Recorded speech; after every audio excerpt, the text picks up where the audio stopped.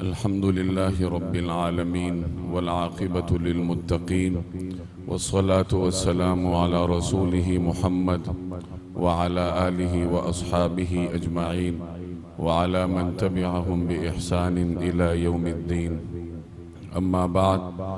فأعوذ بالله من الشيطان الرجيم. بسم الله الرحمن الرحيم. قل بفضل الله وبرحمته فبذلك فليفرحوا هو خير مما يجمعون. صدق الله مولانا العظيم. بزرگان محترم اور میرے عزیز دوستوں اور بھائیوں، اللہ تبارک و تعالی نے انسان کو خیر اور شر کی تمیز اور اپنی ربوبیت کے احساس کے ساتھ اس دنیا میں بھیجا ہے، اور اس کو یوں تعبیر کیا جاتا ہے کہ اس انسان کو اللہ تعالیٰ نے فطرت پر پیدا کیا ہے۔ فطرت کس چیز کا نام ہے؟ خیر اور شر کی تمیز اور اپنے معبود کا احساس کہ مجھے کس نے پیدا کیا ہے، اس کو ہم فطرت سے تعبیر کرتے ہیں۔ انسان کو دنیا میں بھیجنے سے پہلے اللہ تبارک و تعالی نے اپنا بھرپور تعارف کروایا ہے کہ تمہارا رب کون ہے۔ عہد الست کا ذکر آپ نے سنا ہوگا کہ اللہ تعالیٰ نے تمام انسانوں کی ارواح کو اپنے سامنے حاضر کر کے سوال کیا تھا، الستُ بربکم، کیا میں تمہارا رب نہیں ہوں؟ اور تمام انسانوں نے، ان کی ارواح نے اللہ تبارک و تعالیٰ کو جواب دیا تھا بلا، کہ یقیناً آپ ہمارے رب ہیں۔ تو یہ جو ایک عہد لیا تھا اللہ تعالیٰ نے انسان سے، یہ گویا کہ اپنے تعارف کے لیے تھا۔ یہ الگ بات ہے کہ انسان چونکہ امتحان میں ہے، آزمائش میں ہے، تو اس کے امتحان اور آزمائش کو یقینی بنانے کے لیے اللہ تعالیٰ نے انسان کی پیدائش کے بعد اس کی یادداشت سے عہد الست کو مٹا دیا۔ انسان کو یاد نہیں ہوتا کہ میں نے اللہ کے سامنے حاضر ہو کر کیا وعدہ کیا تھا، کیا جواب دیا تھا۔ اگرچہ وہ وعدہ تو یاد نہیں ہوتا، لیکن اس وعدے کے اثرات اللہ تبارک و تعالی انسان کے مزاج اور اس کے تخیل پر ڈالتے ہیں۔ چنانچہ رسول اللہ صلی اللہ علیہ وسلم نے اسی طرف اشارہ کیا کہ کل مولود یولد علی فطرت الاسلام، کہ جو بھی بچہ پیدا ہوتا ہے وہ اسلام کی فطرت پر پیدا ہوتا ہے۔ فَأَبَوَاهُ يُهَوِّدَانِهِ وَيُنَصِّرَانِهِ، بعد میں اس کے والدین اسے راہ راست سے ہٹاتے ہیں، اسے یہودی یا نصرانی بنا دیتے ہیں، بے مذہب بنا دیتے ہیں، ورنہ حقیقت میں ہر انسان اللہ تبارک و تعالیٰ کے بھرپور تعارف کے خیالات لے کر اس دنیا میں آتا ہے۔ تو میں نے عرض کیا کہ انسان کو اللہ تعالیٰ نے فطرت پر پیدا کیا۔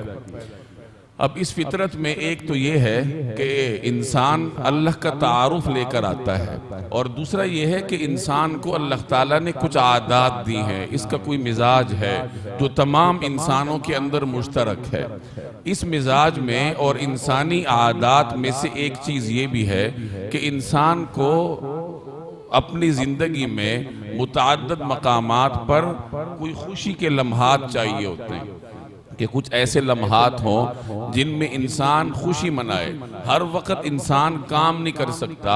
ہر وقت انسان پڑھ نہیں سکتا۔ یکسانیت کے ساتھ زندگی گزارنا اس طریقے سے انسان کے لیے ممکن نہیں ہوتا، بلکہ اسے کچھ ایسے لمحات چاہیے جن میں وہ کام کاج چھوڑ دے، پڑھائی طالب علم چھوڑ دے، دکاندار دکان کو چھوڑ دے، اور اپنے گھر والوں کے ساتھ میل جول رکھے، خوشی منائے۔ کچھ خوشی کے لمحات گزارنا یہ انسانی مزاج اور عادات میں داخل ہے۔ چنانچہ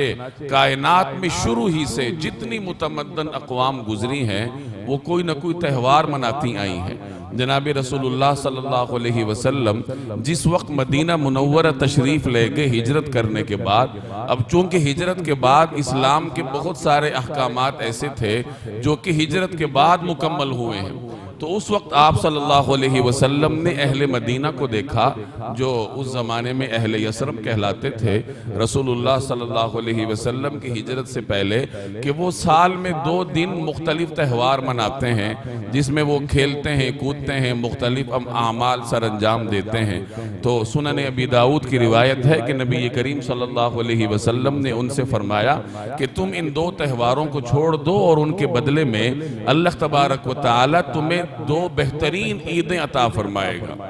ان میں سے ایک عید الفطر ہے اور دوسرے نمبر پر عید الاضحیٰ ہے۔ تو اسلام نے بھی لوگوں کو خوشی منانے کا موقع دیا ہے۔ چنانچہ قرآن کریم کی جو آیت میں نے آپ کے سامنے پڑھی، قل، آپ کہہ دیجئے، بفضل اللہ و برحمتہ،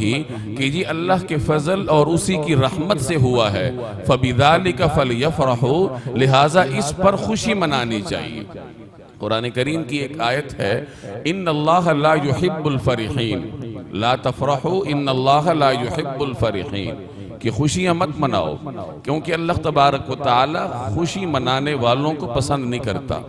اب اس آیت سے بظاہر ایسا لگتا ہے کہ اللہ تعالیٰ کو انسان کی خوشی گوارا نہیں ہے، لیکن ایسا نہیں ہے۔ اللہ جل جلالہ نے انسان کو خوشی منانے کی اجازت دی ہے، البتہ جو خوشی حدود سے باہر رہ کر منائی جائے، جس میں اسراف ہو، بے پردگی ہو، کسی کا حق مارنا ہو، کسی کا حق مار کر اگر میں خوشی مناؤں یا اپنے خالق کی نافرمانی کر کے اگر میں خوشی مناؤں، تو اللہ تبارک و تعالی نے ایسی خوشی منانے سے ہمیں روکا ہے۔ حدود کے اندر رہتے ہوئے خوشی منانے کی شریعت نے اجازت دی ہے، بلکہ ترغیب دی ہے کہ انسان خوشی منائے۔ ایک حدیث روایت کی جاتی ہے کہ روح القلوب ساعتن فساعتن، کہ کبھی کبھار وقتاً فوقتاً اپنے دلوں کو تفریح کا سامان مہیا کیا کرو، تاکہ انسان کا دل تر و تازہ رہے، اس کی روح میں تازگی رہے، اور وقتاً فوقتاً مختلف مقامات پر، مختلف ایام پر وہ تفریح کے، خوشی کے ایام بسر کرے۔ تو ایک چیز سمجھ لیجئے کہ اسلام نے اپنے ماننے والوں کو خوشی منانے کا بھرپور موقع دیا ہے، بلکہ ترغیب دی ہے کہ یہ 2 دن ہیں، ان میں خوشی مناؤ۔ لیکن اسلامی تہوارات اور غیر اسلامی تہوارات میں ایک بنیادی فرق ہے۔ دنیا میں جتنی متمدن اقوام گزری ہیں، چاہے متمدن ہو، غیر متمدن ہو، جو بھی قوم ہو، ان کے ہاں کوئی نہ کوئی تہوار رہا ہے تاریخ میں جتنی بھی اقوام ہیں، چاہے وہ کسی تہذیب کے پیروکار ہوں، خواہ وہ غیر مہذب ہوں، وہ کسی نہ کسی انداز میں اپنا تہوار مناتی آئی ہیں۔ کوئی متمدن قوم ہوگی، اس کا انداز اور ہوگا، کوئی غیر متمدن، غیر مہذب، قبائلی زندگی گزارنے والی قوم ہوگی، اس کا انداز اور ہوگا، لیکن تہوار آپ کو دنیا کے ہر زمانے کی ہر قوم میں ملے گا، اور مختلف انداز ہیں لوگوں کے تہوار منانے کے۔ چنانچہ بعض لوگوں نے موسم کی آمد و رفت کو تہوار کا موقع بنایا، کہ جس تاریخ کو موسم شروع ہوتا ہے یا جس تاریخ کو موسم ختم ہوتا ہے، تو اس تاریخ کو بنیاد بنا کر وہ تہوار منا لیا کرتے ہیں۔ قدیم زمانے میں جو ایرانی قوم تھی، وہ نوروز کے دن تہوار منایا کرتے تھے۔ اب یہ نوروز کا دن کیا تھا؟ یہ دراصل ان کے خیال میں موسم بہار کی آمد کا نقطہ آغاز تھا، کہ انہوں نے اپنے طور پر یہ سمجھ رکھا تھا کہ اس دن، یعنی ان کے مفروضہ دن، موسم بہار کا آغاز ہوتا ہے، لہٰذا موسم بہار کے آغاز کے دن کو انہوں نے اپنے لیے تہوار بنا لیا، اور نوروز کے دن کا تہوار وہ بڑی خوشی سے منایا کرتے تھے۔ تو دنیا میں ایسی بہت ساری اقوام گزری ہیں جو موسم کی آمد و رفت کو تہوار کا ذریعہ بنا لیا کرتی تھی، کہ ان کے خیال میں جس وقت جو موسم شروع ہوا، جیسے بہار کے موسم کی میں نے مثال دی، تو وہ اس کو تہوار بنا لیا کرتے تھے۔ سردی اور گرمی کے آغاز کو بھی مختلف اقوام نے تہوار کا ذریعہ بنایا۔ چنانچہ ہندوؤں کے ہاں جو ہولی کا تہوار منایا جاتا ہے، یہ دراصل گرمیوں کا استقبال ہوتا ہے، کہ گرمی کا آغاز ہے، تو گرمی کے آغاز کے دن کو انہوں نے اپنے لیے تہوار بنایا اور وہ اس دن ایک دوسرے پر رنگ وغیرہ پھینک کر خوشی مناتے ہیں. تو یہ اس قوم کا انداز ہے خوشی منانے کا. لیکن آپ کو معلوم ہے کہ موسموں کی آمد و رفت دنیا کے مختلف خطوں میں مختلف ہوا کرتی ہے. اب فیصل آباد میں سردی کسی اور وقت شروع ہوگی, آپ یہاں سے آگے جائیں گے اسلام آباد, ذرا اس کا موسم تبدیل ہے تو وہاں سردی اور گرمی کے آغاز آگے پیچھے ہوں گے. شمالی علاقہ جات میں جائیں گے تو وہاں یکسر ماحول تبدیل ہوگا. تو موسم کی آمد و رفت کو اگر تہوار کا ذریعہ بنا لیا جائے تو موسموں کی آمد و رفت دنیا کے مختلف خطوں میں یکساں نہیں ہوتی. اسی طریقے سے دنیا کی بہت ساری اقوام ایسی ہیں جنہوں نے اپنے معبودوں اور دیوتاؤں کے نام پر اپنے تہوار بنا رکھے تھے. آپ نے یورپ میں اولمپک گیمز کا نام سنا ہوگا. یہ اولمپک دراصل قدیم یونان کے ایک دیوتا کا نام تھا اور اس دیوتا کو وہ کھیلوں کا دیوتا سمجھتے تھے. یونان ایک زمانے میں بڑی عظیم ریاست گزری ہے اور بعد میں یہ ٹوٹ بھی گئی. بڑے بڑے فلسفی اس میں گزرے تھے. تو اگر سے بڑے بڑے فلسفی تھے اس میں, لیکن انہوں نے کچھ دیوتاؤں کو اپنے لیے گھڑ رکھا تھا, اپنے ہی مصنوعی دیوتاؤں کی وہ پوجا کرتے تھے. تو ان دیوتاؤں میں سے ایک دیوتا کا نام اولمپک تھا اور وہ اسے کھیلوں کا دیوتا سمجھتے تھے اور اسی کی یاد میں پھر لوگوں نے تہوار بنا لیا اور آج تک اولمپک گیمز کے نام سے لوگ وہ خوشی مناتے ہیں بطور تہوار کے. ہندوؤں کے ہاں بہت سارے تہوار آپ کو ایسے ملیں گے جو کسی دیوتا یا دیوی کے نام پہ ہوتے ہیں. مثلا ہندوؤں کے ہاں ایک موسم بہار کا تہوار ہے جس میں وہ یہ ان کا ایک عقیدہ ہے, ان کا نظریہ ہے کہ موسم بہار کی جو دیوی ہے وہ ایک خاص دن زرد رنگ کے کپڑے پہن کر زرد ماحول میں اترتی ہے. تو ہندو اس دن زرد کپڑے پہنتے ہیں, اپنے ماحول میں زردی لانے کی کوشش کرتے ہیں, کھانے میں بھی زعفران زرد رنگ کی چیزیں ڈالتے ہیں اور یہ کوشش ہوتی ہے کہ وہ زرد رنگ کو پسند کرنے والی دیوی ہمارے ہاں اترے. اسی طریقے سے ان کے ہاں ایک اور دیوی ہے, اگنی اسے کہتے ہیں, اور اس کو ان کے مذہبی لٹریچر میں نابینا تصور کیا جاتا ہے. اس کے اترنے کا بھی ایک خاص دن ہے اور اس دن ہندوؤں کے ہاں چراغاں ہوتی ہے. وہ چراغاں کرتے ہیں اپنے گھروں پر تاکہ وہ نابینا دیوی ہمارے گھروں میں چراغات دے کر ہمارے ہاں اترے. یہ جو ہمارے ہاں شب برات کی چراغاں ہوتی ہے تو یہ دراصل ہندوؤں کی اسی تہوار کا نتیجہ ہے کہ ہمارے معاشرے, ہمارے ماحول نے ان کے ہاں اس دن چراغاں دیکھا تو اپنے ہاں بھی شروع کر دیا. تو بات لمبی ہو جائے گی. عرض کرنے کا مقصد یہ ہے کہ دنیا کی مختلف اقوام نے مختلف چیزوں کو تہوار کا ذریعہ بنایا. کسی نے موسم کی آمد و رفت کو تہوار کا ذریعہ بنایا, کسی نے تہوار کو کسی دیوتا اور کسی معبود سے منسوب کیا. کچھ ایسے بھی لوگ تھے جو بادشاہوں کی تاج پوشی کے دن کو اپنے لیے تہوار بنا لیتے تھے کہ جس دن بادشاہ کی تاج پوشی ہوئی تھی اور اس کی نسل کا جب تک مملکت کا سلسلہ برقرار ہے تو ان کی ریاست میں اسی دن تہوار منایا جاتا تھا. اور جب اگلا بادشاہ آتا تو اس کی تاج پوشی کے دن کو تہوار بنا لیا جاتا. تو کچھ لوگوں نے شخصیات کو تہوار کی بنیاد بنایا. جیسے عیسائیوں کے ہاں حضرت عیسیٰ علیہ السلام کی ولادت کے دن کو تہوار بنایا جاتا ہے. یہ الگ بات ہے کہ تاریخی طور پر اس دن حضرت عیسیٰ علیہ السلام کی ولادت ثابت ہی نہیں ہے 25 دسمبر کو, لیکن بہرحال ان کے ہاں معروف ہے. تو انہوں نے اپنے پیغمبر کے یوم ولادت کو اپنے لیے تہوار کا ذریعہ بنایا. تو یہ میں نے ایک مختصر خاکہ آپ کے سامنے رکھا کہ دنیا کی مختلف اقوام نے اپنے لیے تہوار کو کس انداز سے اختیار کیا. اب دوسری طرف آپ اسلام کا مزاج دیکھیں. یہ جتنی اقوام کا میں نے آپ کے سامنے ایک منظر نامہ کھینچا, انہوں نے اپنے لیے تہوار کی وجوہات دوسری جگہ تلاش کی کہ یا تو موسم کو بنایا, یا کسی شخصیت کو بنایا, یا کسی معبود کو بنایا, کسی دیوتا کو بنایا. تو خوشی میں نے منانی ہے, لیکن خوشی منانے کی وجہ میں باہر تلاش کروں گا, موسم میں تلاش کروں گا, کسی دیوتا میں تلاش کروں گا, کسی شخصیت میں تلاش کروں گا. جبکہ اس کے بالمقابل اسلام نے تہوار منانے کا ایک اور تصور دیا کہ پہلے خود کچھ کرو, محنت کرو, مشقت کرو, ہمیں کچھ کر کے دکھاؤ. اللہ فرماتے ہیں کہ ہمیں کچھ کر کے دکھاؤ اور اپنے قوت بازو کے بل بوتے پر اپنے آپ کو تہوار اور خوشی منانے کا مستحق بناؤ. چنانچہ مسلمان سارا رمضان روزے رکھتے ہیں، محنت کرتے ہیں، مشقت کرتے ہیں، سارا دن بھوک پیاس کو گوارا کرتے ہیں اللہ کی رضا کے لیے، اور پھر اللہ تبارک و تعالی اس کے بعد انہیں موقع دیتے ہیں کہ اب تم تہوار مناؤ، خوشی مناؤ۔ اسی طریقے سے مسلمان قربانی کرتا ہے ذی الحج کے مہینے میں۔ اب یہ ایک مالی قربانی ہے کہ وہ اپنا مال خرچ کرتا ہے، مشکل سے کما کر اللہ کے کہنے پر جانور قربان کرتا ہے، اور اسی مہینے میں حج جیسی مشکل ترین عبادت سر انجام دی جاتی ہے جس میں مال بھی لگتا ہے، بدنی مشقت بھی لگتی ہے۔ تو اپنے قوت بازو کے بل بوتے پر اسلام مسلمان کو موقع دیتا ہے کہ پہلے کچھ کرو اور اس کے بعد تمہیں اللہ تبارک و تعالی عید منانے کا، تہوار منانے کا موقع دے گا۔ چنانچہ رسول اللہ صلی اللہ علیہ وسلم جس وقت مدینہ منورہ تشریف لے گئے، جیسے میں نے پہلے عرض کیا، تو آپ نے دیکھا کہ وہاں کے لوگ سال میں 2 دن تہوار مناتے ہیں، اور چونکہ ان کے تہوار اسی بنیاد پر ہے کہ کسی موسم کی آمد و رفت کی وجہ سے ہیں یا دیگر خارجی وجوہات کی بنیاد پر ہیں، تو آپ صلی اللہ علیہ وسلم نے ان سے فرمایا کہ تم یہ 2 تہوار چھوڑ دو، اس کی جگہ اللہ تعالیٰ تمہیں بہترین نعم البدل دے گا،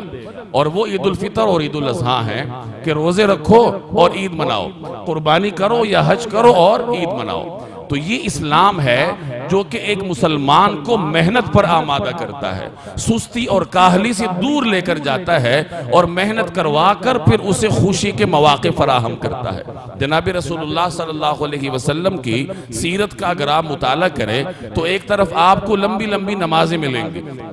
کہ نبی کریم صلی اللہ علیہ وسلم اتنی طویل نمازیں پڑھا کرتے تھے کہ آپ صلی اللہ علیہ وسلم کے پاؤں مبارک پر رکعات کے طول کی وجہ سے ورم آ جایا کرتا تھا، ساری رات اللہ کے حضور قیام میں گزار دیتے، رکوع میں گزار دیتے، سجدے میں گزار دیتے، دعاؤں میں آہوزاری میں گزار دیتے۔ تو آپ علیہ السلام کی حیات طیبہ کا ایک رخ یہ ہے، لیکن دوسری طرف آپ کی حیات طیبہ کا رخ یہ بھی ہے کہ آپ صلی اللہ علیہ وسلم اپنے اصحاب کے ساتھ ہنسی مزاح کرتے تھے، تفریح بھی فرماتے تھے۔ آپ کو مختلف ایسی روایات ملیں گی جن میں نبی کریم صلی اللہ علیہ وسلم اپنے صحابہ کے ساتھ باقاعدہ ہنسی مزاح فرماتے تھے۔ یہ عید کا دن، عید الفطر ہے، عید الاضحیٰ ہے، یہ رسول اللہ صلی اللہ علیہ وسلم بڑے اہتمام کے ساتھ مناتے تھے، اپنے اہل خانہ کے ساتھ خوشیاں مناتے تھے۔ چنانچہ ایک روایت آپ کو ملے گی حدیث کی کتابوں میں کہ عید کا دن تھا، حضرت عائشہ فرماتی ہیں کہ ایک مرتبہ عید والے دن میرے ہاں کچھ مدینہ کی نوعمر بچیاں آئی ہوئی تھی، اور وہ کچھ نظمیں پڑھ رہی تھی، خوشی کا موقع تھا تو وہ گھر میں نظمیں پڑھ رہی تھی۔ رسول اللہ صلی اللہ علیہ وسلم تشریف لائے اور آپ نے ان کو دیکھا اور کچھ نہیں فرمایا، اور ایک طرف منہ دوسری طرف کر کے لیٹ گئے۔ اتنے میں حضرت ابو بکر آئے، تو جب انہوں نے دیکھا کہ پیغمبر کی موجودگی میں نظمیں پڑھی جا رہی ہیں تو انہیں کچھ ناگوار گزرا، تو رسول اللہ صلی اللہ علیہ وسلم نے ان سے فرمایا یا ابا بکر ان لکل قوم عیدا وہذا عیدنا، کہ اے ابو بکر ہر قوم کا کوئی تہوار ہوتا ہے، ہر قوم اپنے طریقے سے عید مناتی ہے، اور یہ ہمارا عید کا دن ہے۔ یعنی اگر عید کے دن گھر میں اس قسم کی خوشی منائی جاتی ہے تو اسے منانے دینی چاہیے۔ اسی طریقے سے ایک اور روایت آپ کو ملے گی کہ ایک مرتبہ عید کے دن مسجد نبوی کے آس پاس رسول اللہ صلی اللہ علیہ وسلم کے مبارک حجروں کے آس پاس کچھ حبشی تھے، وہ اس زمانے میں اپنے طریقے سے کچھ کھیل کو کرتب دکھایا کرتے تھے عید کے دن۔ تو رسول اللہ صلی اللہ علیہ وسلم نے حضرت عائشہ سے پوچھا، یا حضرت عائشہ نے خود وہ کھیل دیکھنے کی خواہش کا اظہار کیا، تو آپ صلی اللہ علیہ وسلم دروازے میں اوٹ بن کر کھڑے ہوئے اور حضرت عائشہ کو اپنے پیچھے کھڑا کیا۔ اما عائشہ رضی اللہ تعالی عنہا نے نبی کریم صلی اللہ علیہ وسلم کے پیچھے کھڑی ہو کر اوٹ کے پیچھے وہ حبشیوں کا کھیل دیکھا۔ اب یہ ایک پیغمبر کی خوشی منانے کا انداز ہے کہ ایک طرف عبادات کا وہ عالم ہے جو میں نے آپ کو بتایا، لیکن دوسری طرف جب تہوار کا موقع ہے، عید کا دن ہے، خوشی کا موقع ہے، تو بھرپور طریقے سے اپنے گھر والوں کے ساتھ مناتے ہیں۔ پیغمبر کے گھروں میں خوشیوں کی رونقیں لگتی ہیں عید کے دنوں میں، تو یہ عید منانے کا مسنون انداز ہے جناب رسول اللہ صلی اللہ علیہ وسلم کا۔ نبی کریم صلی اللہ علیہ وسلم عید الفطر کے دن غسل غسل فرماتے تھے، اسی طریقے سے نئے کپڑے، عمدہ کپڑے زیب تن فرماتے تھے، خوشبو لگاتے تھے، کوئی میٹھی چیز کھا کر عیدگاہ تشریف لے جاتے تھے، پیدل تشریف لے جاتے تھے، جس راستے سے جاتے تھے تو راستہ بدل کر واپس آتے تھے، تکبیرات پڑھتے ہوئے جاتے تھے، عید الفطر کے لیے جاتے ہوئے تکبیرات آہستہ آواز سے کہتے تھے، اور جب عید الاضحیٰ کے لیے رسول اللہ صلی اللہ علیہ وسلم نے جانا ہوتا تو تکبیرات اونچی آواز سے کہتے تھے اور گھر والوں کے ساتھ خوشیاں مناتے تھے۔ اور صحابہ کرام کے ماحول میں جب دو صحابہ آپس میں ملتے یا مختلف حضرات کے عید کے دن ملاقات ہوتی تو باقاعدہ ایک دوسرے کو مبارکباد دیا کرتے تھے، اور روایات میں وہ جملہ بھی منقول ہے کہ دور نبوی میں جب لوگ ایک دوسرے کو ملتے تو تقبل اللہ منا ومنکم، اس جملے کے ذریعے ایک دوسرے کو مبارکباد دیتے تھے کہ اللہ تعالی ہم سے اور آپ سے قبول کرے رمضان کی عبادات، روزے، یہ تمام چیزیں، تو اس جملے کے ذریعے صحابہ کرام ایک دوسرے کو مبارکباد دیتے تھے۔ تو خلاصہ یہ ہے کہ خوشی منانے کی اجازت اسلام دیتا ہے، بلکہ ترغیب دیتا ہے، لیکن اس خوشی کے پیچھے محنت کا فلسفہ کار فرما ہے کہ انسان کچھ کر کے دکھائے، کچھ محنت کرے، اور اس کے بعد پھر اللہ تبارک و تعالی اسے خوشی منانے کا موقع دیتا ہے۔ تو اس عید کے دن بھی آپ کو محنت کا درس ملے گا، سستی اور کاہلی سے دور بھاگنے کا درس ملے گا، کہ جیسے اللہ تبارک و تعالی نے محنت کے عوض آپ کو یہ عید کا دن عطا کیا ہے، تو پورا سال انسان محنت کرتا رہے تو اللہ تبارک و تعالی ان محنتوں کے عوض انسان کو گھریلو خوشیاں دے گا، مالی خوشیاں دے گا۔ تو ایک تو عید کے دن میں، اسلامی عید میں محنت کا عنصر آپ کو ملے گا، اسی طریقے سے غریبوں کو یاد کرنے کا آپ کو عنصر ملے گا کہ عید الفطر کے دن اسلام نے صدقہ فطر مقرر کیا ہے۔ چنانچہ روایت میں آتا ہے کہ اللہ تبارک و تعالی نے صدقہ فطر اس لیے مقرر کیا تاکہ مساکین کا بھلا ہو جائے، ان کو عید کا سامان مل جائے، اور روزے دار کے روزوں کو لغو چیزوں سے پاک کیا جائے۔ انسان روزہ رکھتا ہے، اس میں اس سے مختلف منکرات کا صدور ہو جاتا ہے، گناہ ہو جاتے ہیں، فضول جملے نکل جاتے ہیں، تو اس صدقہ فطر کی وجہ سے اللہ تبارک و تعالی وہ لغویات معاف فرما دیتے ہیں، انسان کے روزوں کو پاکیزہ بنا دیا جاتا ہے۔ تو عید الفطر کے دن صدقہ فطر رکھا گیا تاکہ عید کے دن غریب کو یاد رکھا جائے، اور بقرہ عید، عید الاضحیٰ کے دن قربانی کے گوشت کے ذریعے غریبوں کو یاد رکھا جاتا ہے۔ تو اسلام کی متعارف کروائی ہوئی عید میں جو دوسرا بنیادی عنصر آپ کو ملے گا وہ غریبوں کی یاد ہے، کہ جس طریقے سے انسان عید کے دن یاد رکھتا ہے، اسی طریقے سے پھر سارا سال ان غریبوں کو یاد رکھا جائے۔ تیسری جو اہم چیز آپ کو ملے گی کہ مسلمان اپنے تہوار کا آغاز اللہ کو یاد کر کے کرتا ہے، کہ عید کی نماز پڑھتا ہے، بقرہ عید کو بھی، عید الفطر کو بھی، اور عید کی نماز کے ذریعے وہ اپنے تہوار کو شروع کرتا ہے۔ تو گویا ایک پیغام دیتا ہے وہ لوگوں کو کہ ہم بندے ہیں اللہ تبارک و تعالی کے، اور ہم خوشی اسی طریقے سے منائیں گے جیسے وہ ہمیں بتاتا ہے، کہ دن اللہ کی یاد سے شروع کیا تو اب باقی دن بھی اسی کے بتلائے ہوئے طریقے کے مطابق گزارنا چاہیے، فضول رواجوں سے بچا جائے، اسراف سے بچا جائے، کسی کو تکلیف دینے سے پرہیز کیا جائے۔ اسی طریقے سے اگر آپ کے پڑوس میں غریب غرباء ہیں اور آپ کے گھر میں اچھے کھانے پکتے ہیں تو جہاں ان کھانوں کی خوشبو ادھر جائے گی تو ساتھ کچھ کھانا بھی جانا چاہیے۔ تو یہ اسلام کی عید اور دیگر اقوام کی عیدوں میں ایک بنیادی فرق آپ کو نظر آئے گا کہ مسلمان عید مناتا ہے، خوشی مناتا ہے، لیکن اپنے قوت بازو کے بلبوتے پر اللہ کو یاد کر کے اور غریبوں کو یاد رکھتے ہوئے، وہ حدود میں رہتے ہوئے، دائرے میں رہتے ہوئے اگر خوشی منائے تو اللہ تبارک و تعالی اسے اس خوشی منانے پر بھی اجر دیتے ہیں۔ حدیث میں آتا ہے کہ مفہوم حدیث کا کہ جب عید الفطر کے دن لوگ نکلتے ہیں اپنا عید پڑھنے کے لیے تو اللہ تبارک و تعالی فرشتوں کے سامنے اپنے بندوں پر فخر فرماتے ہیں اور فرماتے ہیں کہ اس مزدور کی اجرت کیا ہوگی جس نے اپنی مزدوری پوری کی ہو۔ تو فرشتے عرض کرتے ہیں کہ اے باری تعالی ان کی اجرت یہی ہے کہ ان کو بھرپور اجر و ثواب دیا جائے۔ تو اللہ تعالیٰ فرماتے ہیں کہ میرے بندوں نے مکمل روزے رکھے اور اب مجھے یاد کرتے ہوئے